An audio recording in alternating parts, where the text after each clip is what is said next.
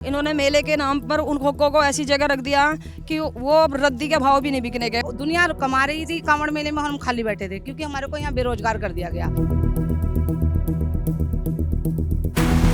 नगर निगम ने तो यही कहा टाउन बैंड की मीटिंग बैठेगी, उसके बाद हम कुछ करेंगे। तो टाउन बैंड की मीटिंग बिठाओ ना।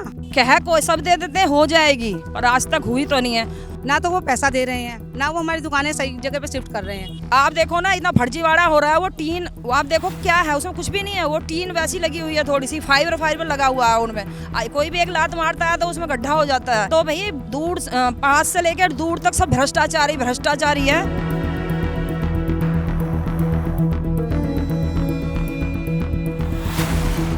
दुकानों के लिए पैसा दिया हमने पहले 1,25,000 रुपए, फिर हम यहाँ पे भी पैसा दें, इतना बार बार हम पैसा नहीं दे सकते। कितनी महिलाओं ने लोन लिया बाहर से, और बाहर से लोन लेने के बाद बेचारी कैसे कैसे लोन दे रही होंगी, कैसे कैसे कर्जा दे रही होंगी। कमा के इस किस्ती में जो ले रखा बैंक द्वारा, पैसा कहाँ से देंगे। नमस्कार, आप देख रहे हैं द न्यूज़ वाला नेटवर्क और मैं हूं आपके साथ विशाल गोस्वामी। इस समय हम खड़े हैं रोड़ी वाला क्षेत्र में, जहां पर पिंक वेंडिंग जोन आजकल इस शहर के अंदर बहुत तगड़ा विषय बना हुआ है, जिसमें पिंक वेंडिंग जोन को लेकर सबसे पहले हर की पौड़ी क्षेत्र से लेकर विष्णु घाट तक ये जो आप खोखे देख रहे हैं, ये वहाँ लगाए गए थे, लेकिन मेले के नाम पर वहाँ से उठाने के बाद उन्हें यहाँ शिफ्ट कर दिया गया। सबसे पहली बात तो ये कि महिला समूह को जो ये पिंक वेंडिंग जोन दिए गए थे, उनको किस आधार पर दिया गया था, क्या पैसे खर्च करने के बाद हटाने के लिए दिया गया था, उनकी जेब से जो पैसा लगा उसका अब क्या होगा, इन सभी बातों को लेकर हमारे साथ कुछ महिलाएं हैं। आइए उनसे भी बातचीत करते हैं कि उनका क्या कहना है, किस अधिकारी के पास वो महिलाएं गई हैं, उनकी क्या पीड़ा है, आइए जानते हैं। आपका नाम? मेरा नाम पूनम माकन है। हाँ जी, हमारे साथ पूनम माखन जी है। तो ये पिंक वेंडिंग जोन पहले तो वहाँ लगाए गए थे, उसके बाद यहाँ शिफ्ट कर दिए गए, आपकी क्या पीड़ा? सर हमारी तो ये पीड़ा है कि 3 महीने से वेंडिंग जोन यहाँ शिफ्ट कर दिए गए हैं, जबकि अगर इनको शिफ्ट ही करना था, हमसे पैसे लिए हैं। वैसे तो हमसे कोई चोरी से तो हमने ली नहीं है। ये मुख्यमंत्री जी की, प्रधानमंत्री जी की योजना के माध्यम से हमें ये दुकानें मिली गई थी।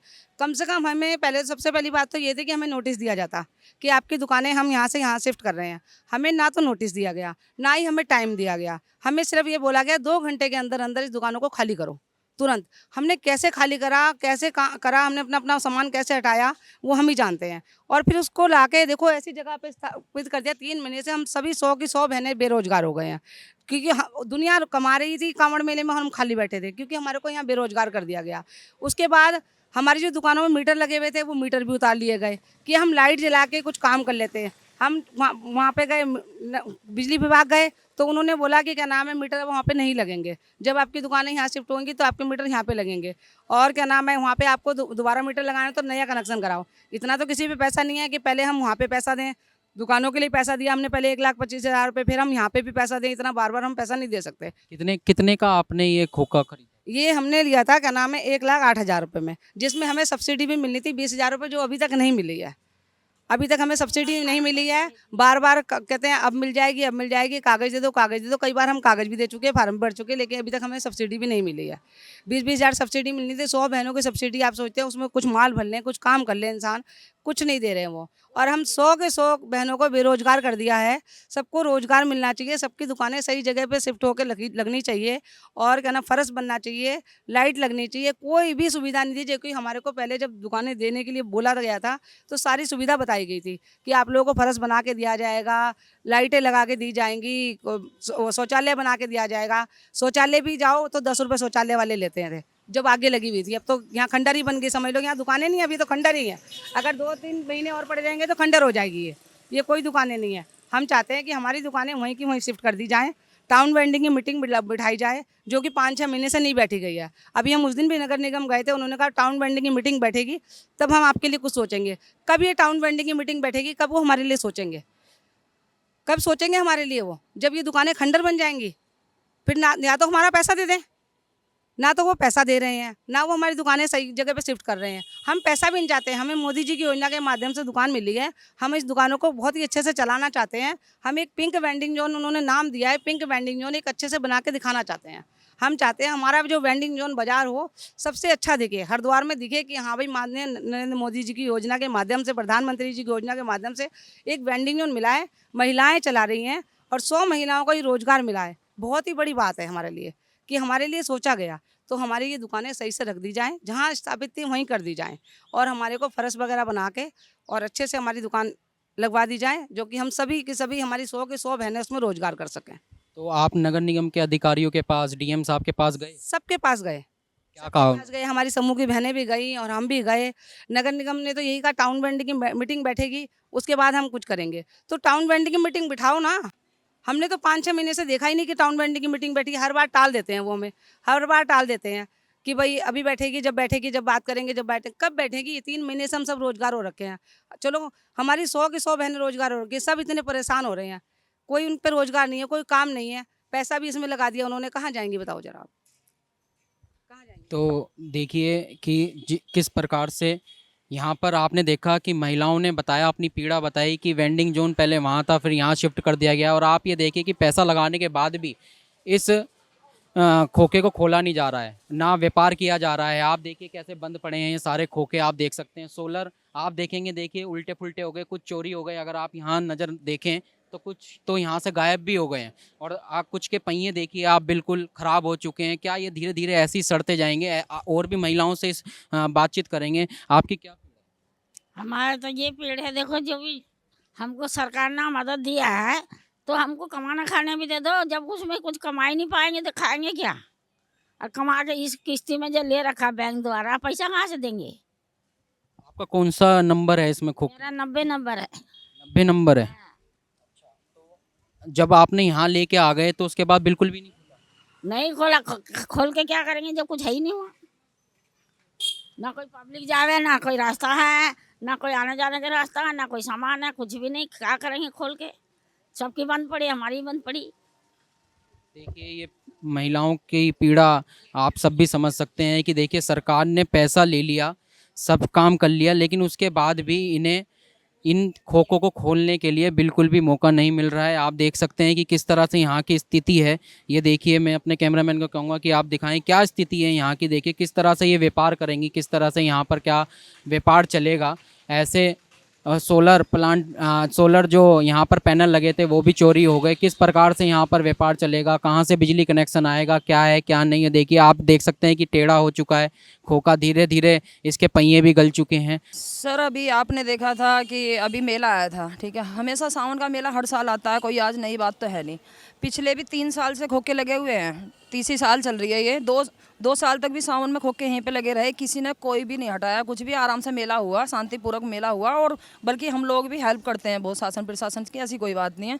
अब क्या हुआ है कि हमारे नगर निगम के कुछ अधिकारी थे हमारे, और एसडीएम सर थे, वो आए थे। उन्होंने कहा हमें कि भाई आधे घंटे का टाइम दे रहे हैं हम आपको, अपना सामान निकाल लो अपने खोखों में से और ये हमको हटाने हैं यहाँ से। हमने कहा जी एक बताओ, जब ये तो आत्मनिर्भर योजना के तहत हमको महिलाओं को ये खोखे मिले हैं, तो आप ऐसे क्यों हटवा रहे हो हमको? और हम महिला जाएंगी कहाँ? ये 99 खोखे आए हुए हैं यहाँ पे, पूरे 100 इसमें पास हैं, अभी 99 खोखे हैं, अभी एक अदर रह रहा है। तो उन्होंने यही कहा हमसे, नु देखो मैडम आपको पता है कि सावन का मेला आ रहा है, उसमें कितनी संख्या होती है, कोई भी दुर्घटना होगी तो उसकी जिम्मेवारी हमको लेनी पड़ेगी। हमने फिर भी देखो शासन प्रशासन का सहयोग किया और सब ने, हम लोगों ने अपना अपना सामान वहाँ से उसमें से निकाल दिया। इन लोगों ने फिर हमारे जो खोखे नगर निगम द्वारा और हमारे जो एसडीएम सर हैं उनके सामने ही हमारे खोखे मशीन द्वारा वहाँ से उठाए गए और ऐसी जगह पे रख दिए गए जहाँ पे कितनी बार तो मर्डर हो चुके हैं, कितनी बार बलात्कार हो चुके हैं, और महिला वहाँ सेफ़ नहीं है बिल्कुल भी। और इस बार हमने सावन में वहाँ दुकान भी हमारी कहीं भी लगाने का कोई जगह भी नहीं थी हमारे पास में। इस बार किसी भी महिला ने दुकान भी नहीं लगाई जिनको खोखे मिले हुए थे। बाकी जो बेचारी छोटा मोटा इधर उधर लगा के बैठी होंगी वे एक अलग बात है। बाकी काफ़ी महिला हमारी बेरोजगार रहीं और उन्होंने कितने लाखों रुपए का उनका नुकसान रहा। उन्होंने बेचारों ने कैसे कैसे अपना सामान भर के रखा हुआ था। एक तरफ तो कहते हैं कि आत्मनिर्भर बनो, एक तरफ तो कहते हैं कि महिलाओं को 30% आरक्षण मिला हुआ है, जबकि अब कह रहे हैं कि 50% आरक्षण मिलेगा। 30% की बात कर रहे हैं, हमें तो लगता नहीं कोई आरक्षण है। आप महिलाओं को आप देखिए 4 वेंडिंग जोन बने हैं, आप देखो ना 4 वेंडिंग जोन बने, उसमें महिला पिंक वेंडिंग जोन बना, आपका ललतारा पुल पे वेंडिंग जोन बना, आपका भगत सिंह चौक पे वेंडिंग जोन बना, आपका ज्वालापुर पे वेंडिंग जोन बना। तीनों में से किसी को भी हटाया गया नहीं, क्योंकि वो सड़कों पे हैं, उनको फिर भी नहीं हटाया गया। हम देखो एक ऐसी खुली हुई जगह में ये वेंडिंग जोन एक अलग से स्थापित किए हुए थे, लेकिन इनको हटा दिया गया। ये तो मतभेद करा गया है, ये तो महिलाओं के साथ में, क्योंकि एक तरफ कहते हैं कि महिलाओं को आत्मनिर्भर बनाएंगे, महिला अपने बच्चों का पालन पोषण कर सकेंगी, और एक तरफ हम लोगों को उजाड़ने का काम किया गया। और हमारा 1,07,000 पर एक महिला ने दिया, उसमें भी वो खोखे किसी दिन के नहीं थे। हम लोगों ने काफ़ी पैसा लगाया उसमें, फर्श बिजली पानी सब हमने अपने पैसों का कराया, तब हम अपने बच्चों का पालन पोषण कर रहे थे।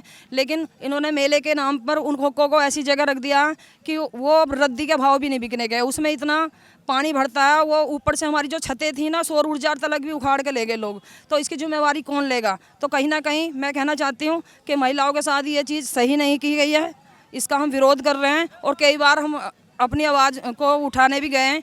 हमने विधायक जी के पास भी कई बार जा चुके हैं, हम नगर आयुक्त जी के पास भी कई बार जा चुके हैं, एसडीएम सर से भी हमने बात की है, और हमारी महिलाएं कुछ अभी डीएम साहब से भी मिली हैं जाके, लेकिन हमारे लिए उन्होंने कोई भी व्यवस्था अभी तक नहीं की है।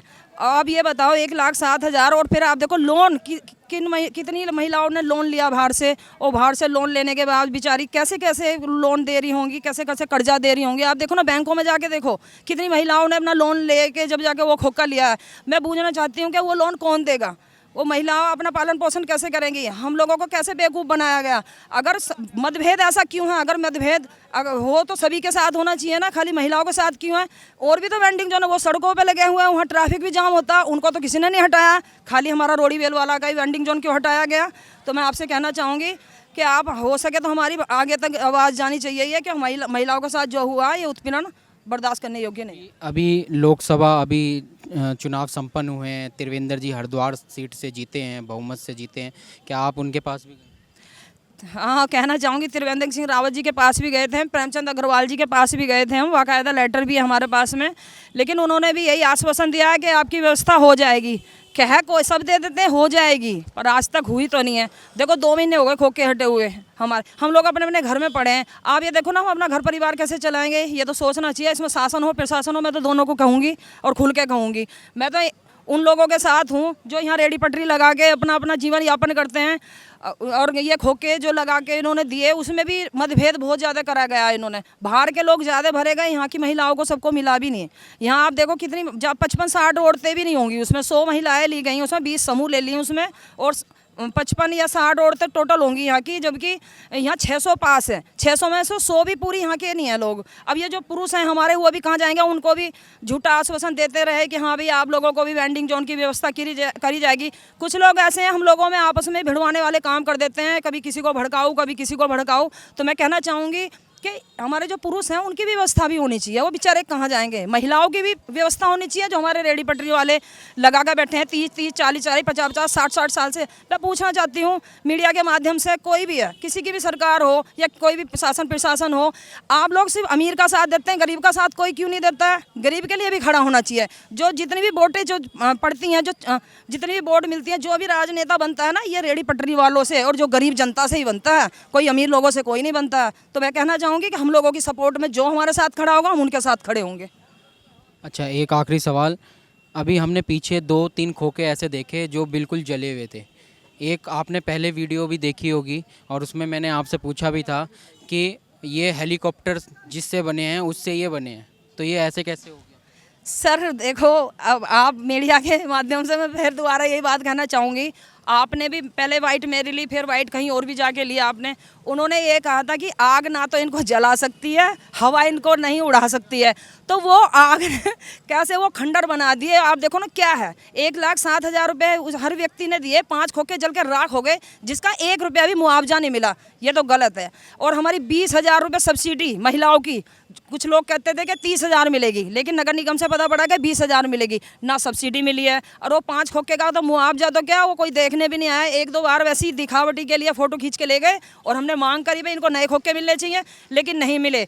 अब आप देखो ना, इतना फर्जीवाड़ा हो रहा है। वो टीन, आप देखो क्या है, उसमें कुछ भी नहीं है, वो टीन वैसी लगी हुई है, थोड़ी सी फाइबर लगा हुआ है उनमें।